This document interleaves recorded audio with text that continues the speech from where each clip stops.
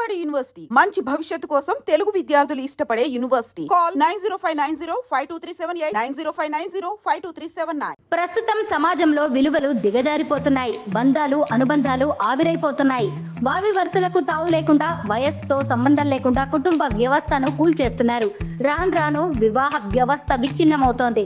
తమ స్వార్థం కోసం ఎంతకైనా తెగిస్తున్నారు కొందరు మహిళలు.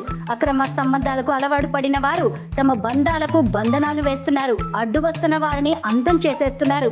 తాజాగా ఉత్తరప్రదేశ్ లో జరిగిన ఓ సంఘటన సభ్య సమాజం నోరెళ్లబెట్టేలా చేసింది. మరో వారంలో తన కూతురు మెడలో తాళి కట్టబోయే యువకుడితో అత్త పరారైంది. ఈ ఘటన దేశవ్యాప్తంగా తీవ్ర చర్చనీయాంశంగా మారింది. నెట్టింట్లో తెగ వైరల్ అవుతోంది.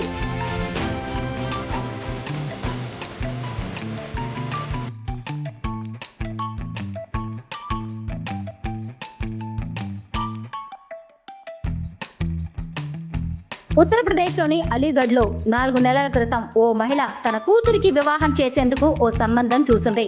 ఆ యువకుడితోనే తన కుమార్తెకు పెళ్లి నిశ్చయించింది. ఈ నెల 16న పెళ్లి జరగాల్సి ఉండగా అమ్మాయి తల్లి తనకు కాబోయే అల్లుడితో పరారవడం అందరినీ విస్మయానికి గురి చేసింది.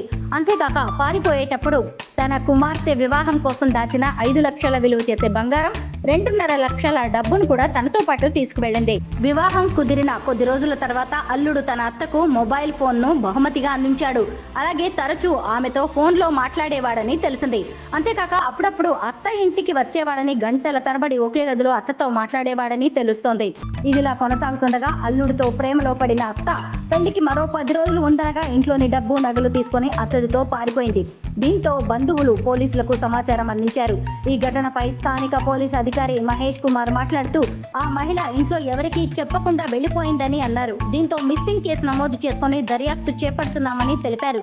ఏది ఏమైనా ఈ ఘటన ప్రతి ఒక్కరిని నివ్వెరపరిచింది. ఎటుపోతోంది సమాజం అంటూ నెట్టింట కామెంట్ల వర్షం కురుస్తోంది. మరి ఈ అత్త అల్లుళ్ళ అక్రమ బంధం గురించి మీరేమనుకుంటున్నారో కామెంట్ చేయండి.